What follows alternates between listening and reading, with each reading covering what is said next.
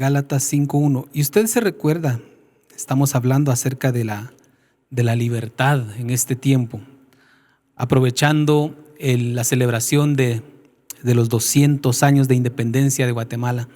Pero nosotros como cristianos tenemos una libertad que celebrar también, la libertad en Cristo. Y hoy vamos a meditar acerca de esta libertad. Y quiero leerles Gálatas 5:1. Y dice la palabra del Señor: estad pues firmes en la libertad con que Cristo nos hizo libres, y no estéis otra vez sujetos al yugo de esclavitud. El título que yo le puse a esta pequeña reflexión es: extremos que nos roban la libertad. La libertad es un bien maravilloso que el Señor nos ha regalado, es algo extraordinario. La libertad que hemos recibido en Cristo es realmente invaluable. Pero hablando un poco de estos extremos que yo les menciono, fíjense que hay extremos, de hecho en todo caso los extremos hemos escuchado que son malos. Los extremos son malos. Una de las claves de la vida para poder cumplir los propósitos, para poder vivir bien, por decirlo así, es encontrar el punto saludable de todas las cosas. Y fíjense que la Biblia nos habla mucho de esto. Hay muchos ejemplos en la Biblia donde nos manda a evitar los extremos que son dañinos. Por ejemplo, ¿sabe usted que la Biblia nos manda a que no debemos amar al dinero? Usted lo ha escuchado, el apóstol Pablo se lo dice a Timoteo. El amor al dinero es la raíz de todos los males. Muy bien, entonces entendemos este punto. El amor al dinero es la raíz de todos los males. Pero fíjense que la Biblia no nos manda a ser descuidados con el dinero en ningún momento. Más bien, muchas veces nos habla acerca de la necesidad de que seamos buenos administradores. El sabio Salomón pone el ejemplo de las hormigas. Dice, las hormigas no trabajan, pero en el verano, dice, recogen y guardan para que cuando llegue el invierno tengan que comer. Entonces debe haber un equilibrio. No amar al dinero, pero tampoco ser descuidados con el dinero. Un punto de equilibrio. Poner cada cosa en su lugar. Entender cómo funciona cada cosa. Y eso es algo básico para nuestra vida. Hablemos del trabajo. Jesucristo dijo en una ocasión, en Mateo 6, no os afanéis pensando en qué vas a comer, qué vas a vestir. No vivas afanado por estas cosas, porque el Señor sabe que tienen ustedes necesidad de estas cosas y la gente del mundo anda buscando. Y dice, busquen primeramente el reino de Dios y su justicia y todas estas cosas van a ser añadidas. Muy bien, entonces no hay que vivir afanados por el dinero. Bueno, entonces, ¿debemos vivir descuidados con relación al trabajo? No. El apóstol Pablo escribe a los tesalonicenses y les dice, he oído que entre ustedes andan algunos que viven desordenadamente y que no quieren trabajar. Y yo les digo, dice el apóstol Pablo, el que no trabaja, que tampoco coma. Entonces, está hablando la Biblia de que no tenemos que afanarnos por el trabajo, pero por otro lado nos está diciendo que tenemos que esforzarnos por trabajar. ¿De qué está hablando la Biblia entonces? ¿Se contradice? No se contradice. Lo que nos está diciendo la Biblia es que tenemos que encontrar un punto de equilibrio, el lugar correcto de todas las cosas. Y eso nos va a ayudar a nosotros a vivir con la bendición que Dios quiere que nosotros vivamos. Y ocurre lo mismo con la libertad. Entonces yo les decía, la libertad es un bien maravilloso que el Señor nos dio. Es algo tan precioso. La libertad que nosotros podemos disfrutar en Cristo Jesús es realmente maravillosa.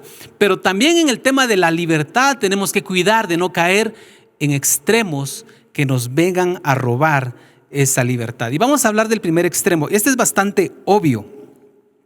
El primer extremo le vamos a llamar el libertinaje. Y se ha hablado mucho acerca de este tema del libertinaje.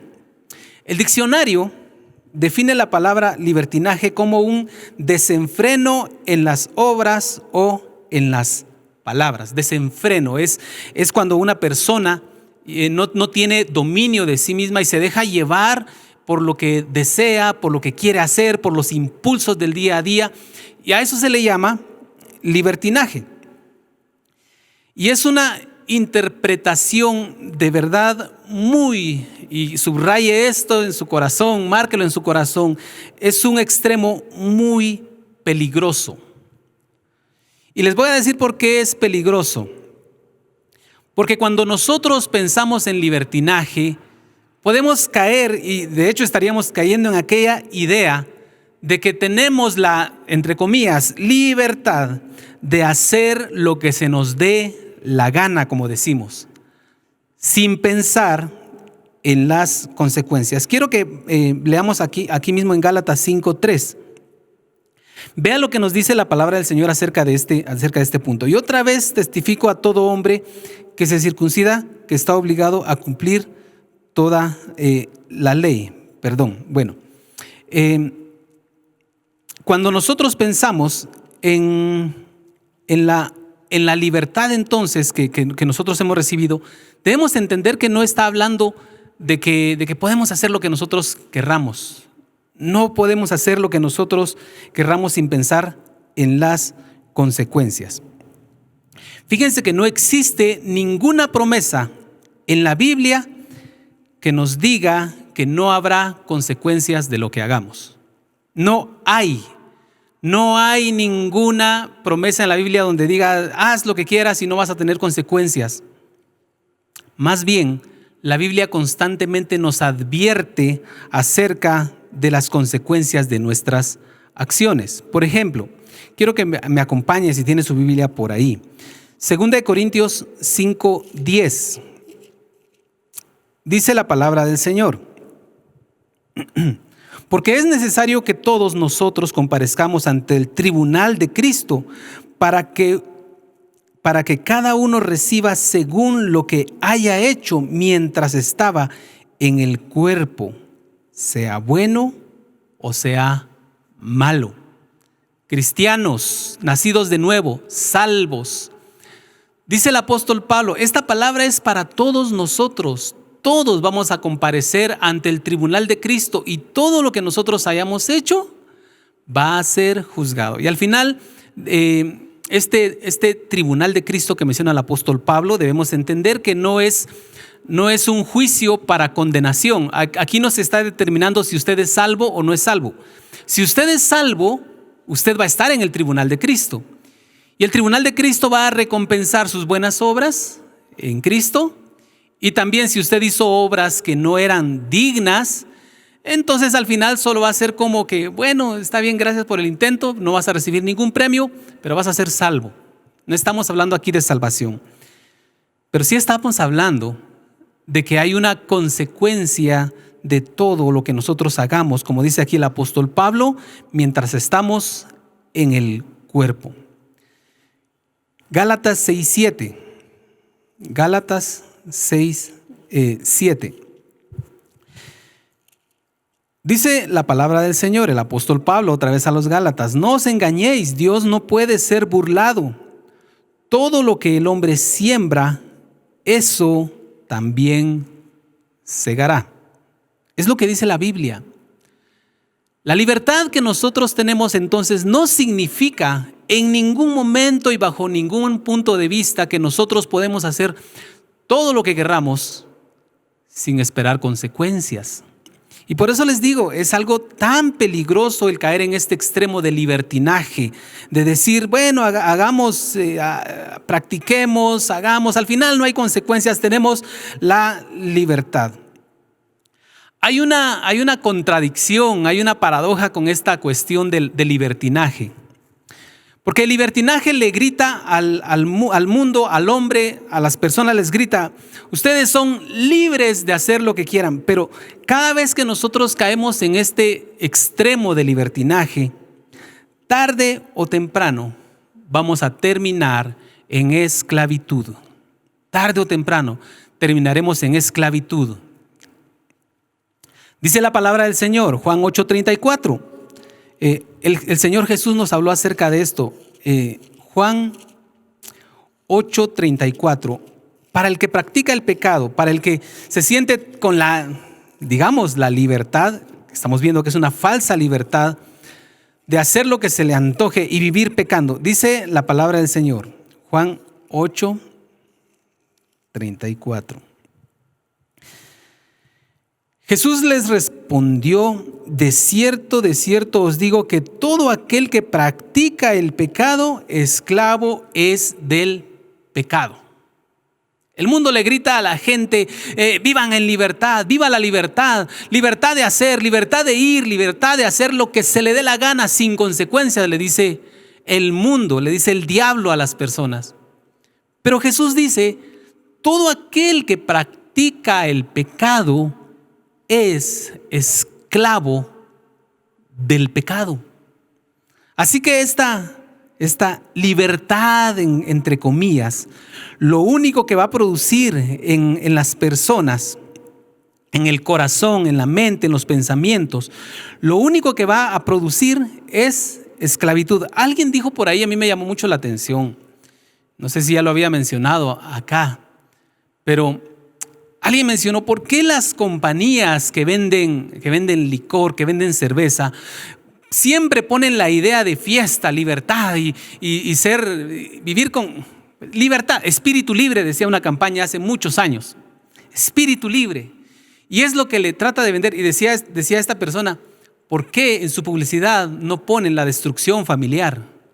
¿Por qué en su publicidad no pone el daño al cuerpo que producen estas bebidas? ¿Por qué en su publicidad no pone acerca del alcoholismo y los efectos que tiene para las personas, para los matrimonios? ¿Por qué no? Porque lo que quieren es vender esa falsa idea de libertad, ese libertinaje. Y esa libertad que supuestamente podríamos nosotros vivir, que en realidad es libertinaje, se manifiesta a través de varias cosas. Por ejemplo, los hábitos infructuosos. Lamentablemente, muchos de nosotros caemos en hábitos. De hecho, es muy fácil que nosotros nos hagamos de un hábito y es muy difícil que nos quitemos un hábito. Cuando nosotros adquirimos un hábito y después queremos quitarlo, muchas veces se vuelve en una lucha, un estira y encoge, porque uno no quiere hacer lo que está haciendo. Y no estoy hablando de cosas que sean necesariamente o absolutamente pecaminosas, pero muchos de nosotros podemos tener el hábito de, por ejemplo, de estar viendo las redes sociales constantemente. Se convirtió en un hábito y no estamos viendo pornografía, no estamos viendo cosas malas, no estamos escuchando música que nos contamine. Sencillamente estamos perdiendo el tiempo. No se oye tan malo, pero la verdad es que resulta como algo que nos destruye. El apóstol Pablo dijo a los Corintios, 1 Corintios 10:23, les dice, se los leo acá: todo me es lícito, pero no todo me conviene. Todo me es lícito, pero no todo edifica. Los malos hábitos también se pueden convertir en un extremo que nos roba nuestra libertad, la libertad que Cristo compró para nosotros. Y obviamente aquí aparecen también los vicios. Estos también son cadenas, los vicios son cadenas que destruyen. Y lo peor de todo con el tema de los vicios es que Dios condena todo esto que tiene que ver con los vicios. Gálatas 5, versículos del 19 en adelante, dice la palabra del Señor: manifiestas son las obras de la carne, que son adulterio, fornicación, inmundicia, lujuria, idolatría, hechicerías, enemistades, pleitos, celos, iras, contiendas, divisiones, herejías, envidias, homicidios, borracheras, orgías y cosas semejantes a estas. En cuanto a esto os advierto, como ya os he dicho antes, que los que practican tales cosas no heredarán el reino de Dios. Ese libertinaje es el que ha llevado a muchas personas a envolverse en este tipo de cosas, vicios específicamente, pecados, pero también vicios. El vicio del alcoholismo, y aunque la Biblia no menciona, por ejemplo, las drogas, pues obviamente son vicios que atan a las personas y les roban la libertad que Cristo compró para todos nosotros. Hablando, por ejemplo, de la pornografía, también es un vicio. Yo creo, más que un mal hábito, es un vicio. Y es algo que también destruye la mente, destruye el corazón, destruye familias, destruye mucho.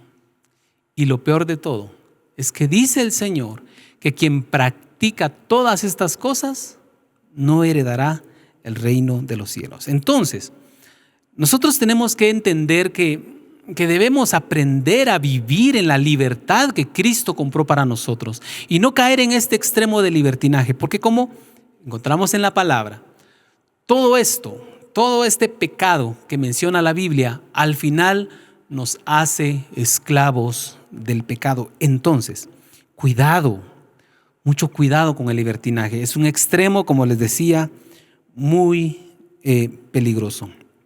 Algo que debemos entender con respecto a la libertad es que la verdadera libertad, la libertad sana, la libertad que Cristo compró para nosotros, está íntimamente ligada a la obediencia.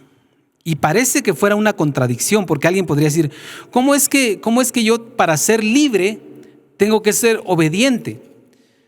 Pero la verdad es que el ser humano no sabe vivir en libertad. La naturaleza de pecado siempre le va a inclinar a hacer aquellas cosas malas que le destruyen y le esclavizan.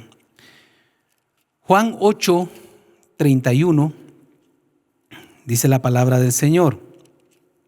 Vean. Dijo entonces Jesús a los judíos que habían creído en él: si vosotros permanecéis en mi palabra, seréis verdaderamente mis discípulos y conoceréis la verdad, y la verdad os hará libres. Vean esta conexión, esta relación que hay entre ser libres y vivir bajo los mandamientos de Dios. Es que los mandamientos de Dios, la dirección que la palabra nos da a nosotros, no es para traernos esclavitud, no es para ponernos un yugo, sino es para mantenernos en la libertad que Cristo compró para nosotros, y es la libertad que Él quiere que vivamos. Libertad para agradarle, libertad para acercarnos a Él, libertad para crecer, libertad para hacer todo lo que Él nos ha llamado a hacer. Esa libertad es la que nosotros debemos buscar, no el libertinaje. El libertinaje al final lo que va a hacer es destruirnos, destruir el propósito de Dios, destruir nuestra vida, destruir nuestra familia. Eso es lo que hace el libertinaje. Pero la libertad, la verdadera libertad, ese equilibrio que debemos encontrar, que nos va a ayudar a nosotros a vivir en la libertad verdadera, está ligada a la palabra de Dios, a obedecer la palabra, a vivir de acuerdo a la palabra, a dejarnos guiar por la palabra, a ser transformados por su palabra. Y parece contradictorio, como les digo, pero esta es la verdadera libertad. Si nosotros no nos regimos a la palabra y le damos rienda suelta a nuestros impulsos y emociones, seguramente vamos a terminar mal. Otro extremo, el moralismo humano. Todos nosotros, o la mayoría creo yo, siempre tenemos la tendencia a querer ser bien vistos por los demás. A nadie le gusta ser despreciado. Yo sé que alguno dirá, no, a mí no me importa lo que diga la gente de mí. Posiblemente sí, muchas veces pensamos de esa manera, pero en el fondo de nuestro corazón nosotros necesitamos aceptación. Necesitamos que las personas nos vean pues bien. Y la Biblia también nos habla acerca de esto. De hecho, Eclesiastés 7:1 nos dice a nosotros, no lo voy a leer acá, pero nos dice a nosotros que el buen nombre es mejor que las piedras preciosas. Eso es lo que nos dice Salomón cuando escribe esta palabra. El buen nombre, ¿qué quiere decir? Su reputación, su testimonio es muy importante. es necesario y es algo que Dios espera también de nosotros. Cuando la iglesia empezaba en el siglo I, la iglesia empezó a crecer y se empezaron a dar necesidades y había que cubrir ciertas funciones dentro de la iglesia que estaba creciendo. Y una de las necesidades era atender a las personas, atenderlas en las mesas. Tenían la costumbre de proveer alimento a los cristianos que tenían necesidad, especialmente las viudas. Y vienen los discípulos y dicen, ¿qué hacemos? Necesitamos personas que nos ayuden con esta labor, porque nosotros no podemos ocuparnos, dicen los apóstoles, y nosotros tenemos que orar y tenemos que escudriñar las escrituras y presentar una palabra que alimente a los nuevos cristianos. ¿A quiénes les damos el privilegio de servir estas mesas? Y en Hechos 6 dice la palabra del Señor. En el versículo 3, buscad pues, hermanos, de entre vosotros a 7 hombres de buen testimonio, llenos del Espíritu Santo. De buen testimonio. El testimonio es bueno tenerlo. De hecho, es una demanda de Dios que nosotros demos buen testimonio. El problema es cuando nosotros vivimos para el que dirán. Ese es el extremo malo. Y ese es el extremo que nos puede robar a nosotros la libertad. ¿Se ha dado cuenta usted qué tan estresante es, qué tan difícil es querer quedar bien con todos? Y usted se va a identificar conmigo, sobre todo los que tenemos la oportunidad de trabajar con otras personas. Y todos trabajamos con otras personas, ¿verdad? Y verdad que nunca podemos quedar bien con todos. Siempre va a haber alguien que esté en contra. Siempre va a haber alguien que no esté de acuerdo. Usted puede ser la persona más correcta. Usted puede dar el mejor testimonio. Usted puede ser la persona más dulce. Puede ser la persona más sabia. Y siempre va a encontrar a alguien que va a decir que lo que usted hace no sirve. ¿Por qué? Porque usted es malintencionado, que porque usted es aquí y allá, que porque usted en un lugar es una cosa, en otro lado es otra, tal vez ni les consta, pero verdad que siempre va a haber alguien que esté hablando de nosotros. Y si nosotros tratamos de vivir siempre para esa apariencia, para que siempre hablen bien de nosotros, vamos a terminar siendo esclavos de esto. Y Cristo, sí, efectivamente, Cristo nos transformó a nosotros. Usted tiene dentro de usted todo el potencial para dar buen testimonio. Aún en aquellas cosas que usted pueda decir, es que para mí es difícil cambiar. Yo por naturaleza soy muy bélico, como decimos. Rápido me enciendo. Pero sabe que el Señor puso en usted al Espíritu Santo para que produzca en usted un fruto que se llama mansedumbre, un fruto que se llama paciencia, un fruto que se llama amor, un fruto que se llama paz. El Espíritu Santo está dentro de usted y Dios le ha dado esa capacidad. ¿Qué quiero decir con esto? Si nosotros empezamos a luchar en nuestras propias fuerzas por cuidar ese testimonio, por cuidar esa apariencia, nos vamos a cansar y vamos a terminar siendo esclavos. ¿Qué tenemos que hacer entonces? Permitir que la naturaleza de Dios se manifieste en nosotros. Dice la palabra del Señor, de modo que si alguno está en Cristo, nueva criatura es. Las cosas viejas pasaron. Las cosas viejas quedaron atrás. Usted tiene ese potencial para dar ese buen testimonio, pero no en sus fuerzas.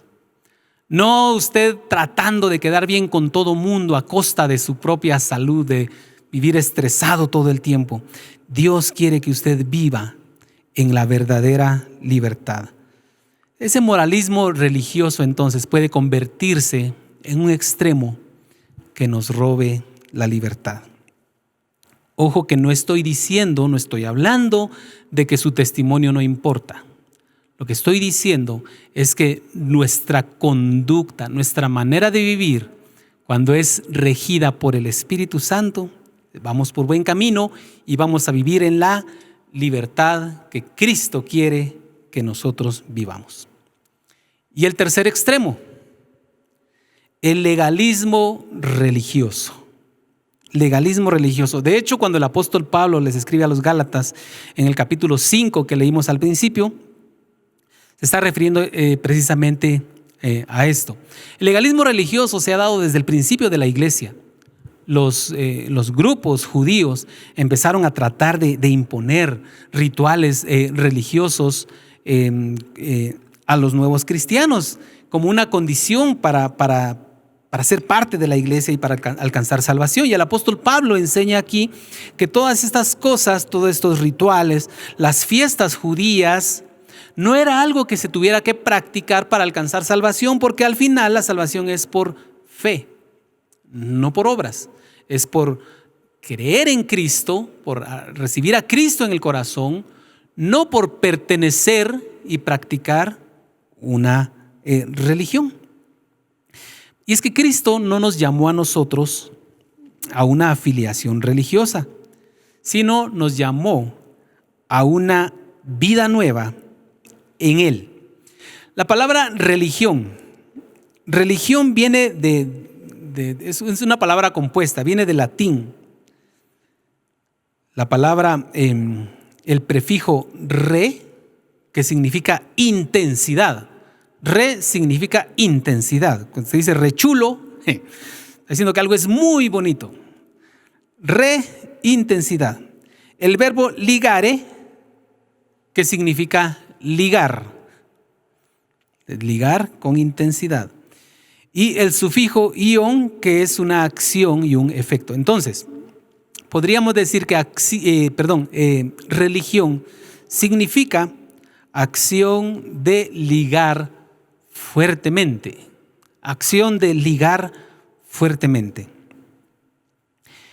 Cuando nosotros venimos a Cristo y queremos verlo como una religión, queremos vivirlo como una serie de normas, entonces no vamos a poder disfrutar la verdadera libertad que hay en Cristo Jesús, porque entonces vamos a estar tratando siempre de agradar a Dios, aunque vamos a ver más adelante que tal vez muchas veces no es de agradar a Dios, sino a los demás o a la religión.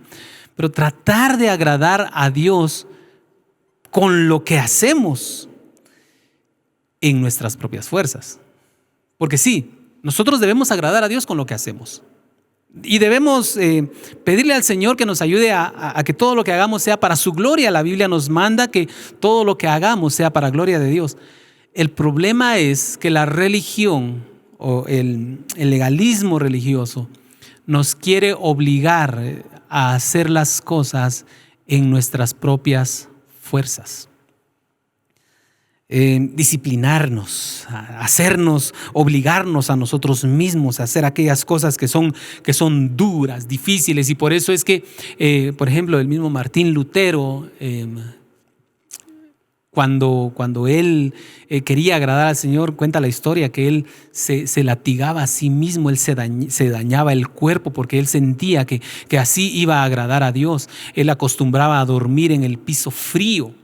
Sus compañeros muchas veces tenían que entrarlo porque si no se iba a enfermar, se iba a morir. Y acuérdese que en aquel entonces no existían los antibióticos que hay en este tiempo. Le daba una pulmonía, se moría Martín Lutero. Y ese empeño en querer hacer a la fuerza y nuestras propias, con nuestra propia habilidad, aquellas cosas para agradar a Dios, se puede convertir en un ladrón de la libertad.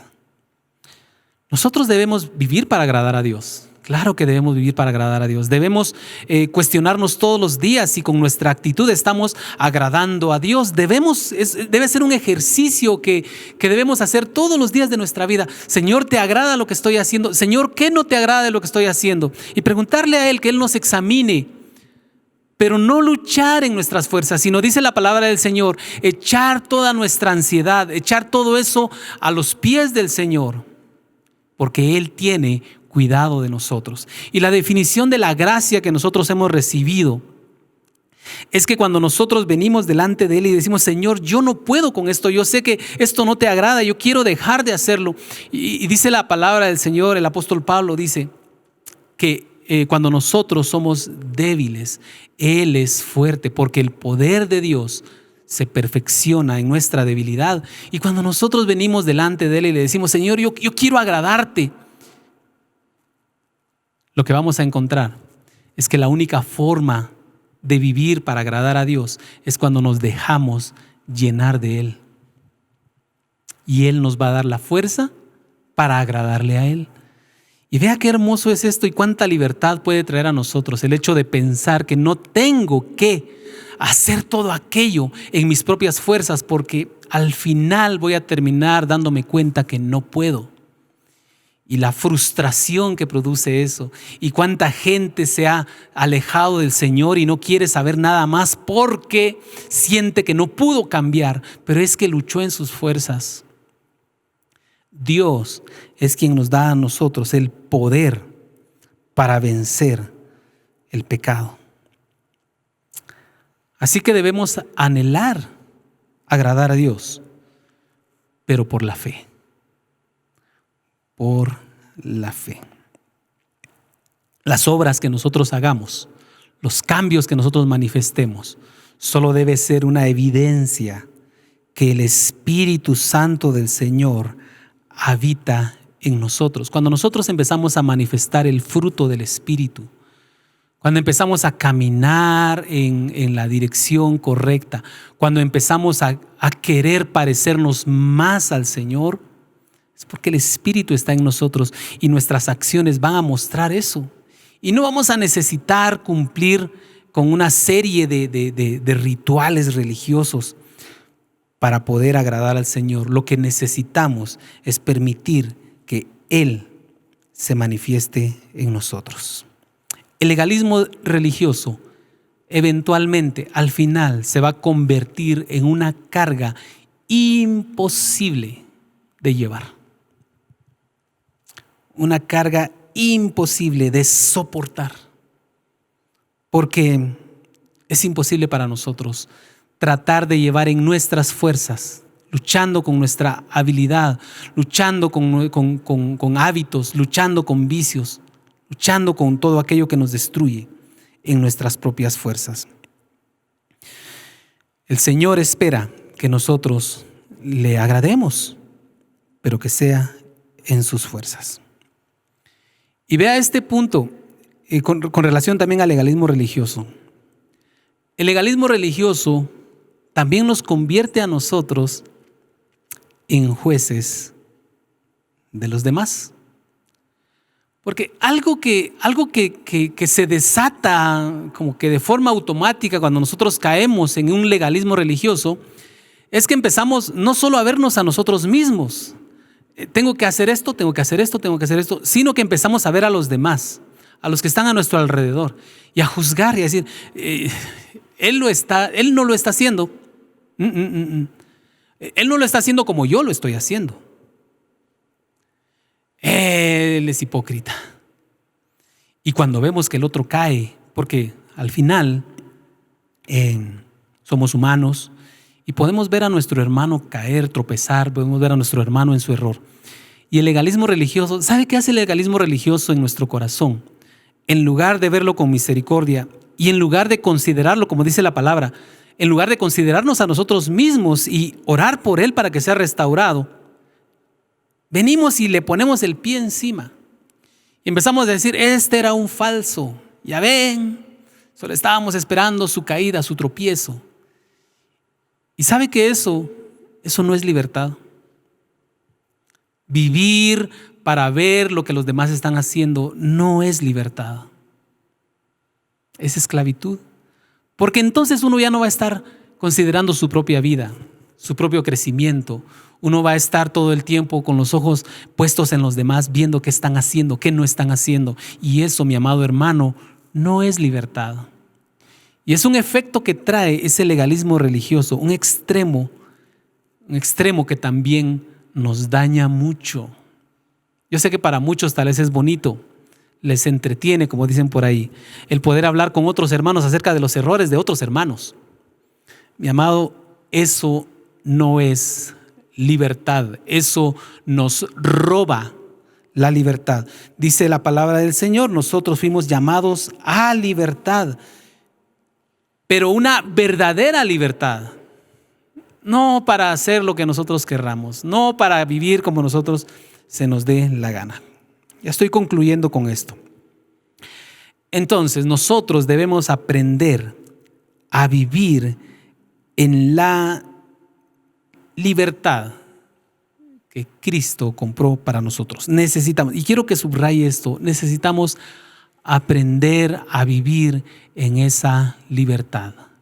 Aprender a vivir en esa libertad. Y si algo va a quedar en su corazón, que sea esto: debemos aprender a vivir en esa libertad, porque fácilmente podemos caer en errores, en extremos que nos roben esa libertad tan hermosa que Cristo compró para nosotros. La verdadera libertad, entonces, es parte de los múltiples beneficios. Es parte de los múltiples beneficios de la salvación que Cristo compró para nosotros. La salvación incluye muchos beneficios. Y uno de ellos, muy importante, es la libertad. Pero sabe que la libertad también no se nos es impuesta. Debemos aprender a recibirla y aprender a disfrutarla cada día y en cada área de nuestra vida.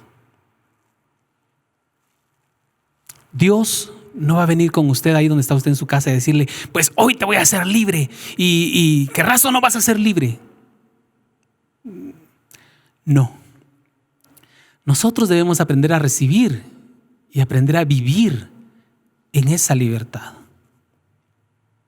Y así como nosotros la empezamos a recibir, así como aprendemos a vivir en ella, tenemos que tener cuidado que en ese caminar no caigamos en los errores que nos roben a nosotros esa libertad.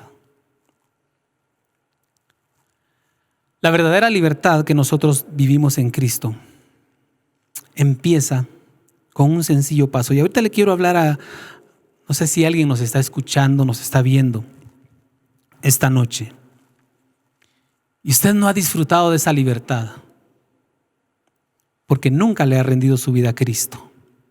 Pero ese es el primer paso para recibir libertad.